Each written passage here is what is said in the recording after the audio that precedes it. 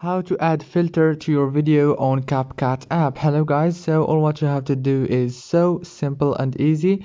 Just go to CapCut. As you can see right here, this is the home page. Now choose the video that you want from here, click on your project, or you can choose from your drafts. As you can see, I already have this video and I'm gonna show you how to add a filter easily.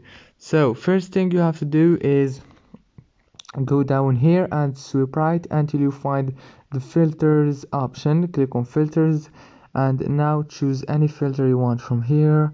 Let's choose, for example, this one or this one, and you can edit it as you want. You have many effects, as you can see, and filters. After you choose the filter that you want, all what you have to do is click save here and it will be saved. Don't forget to like and subscribe, and thank you for watching until the end. See you later.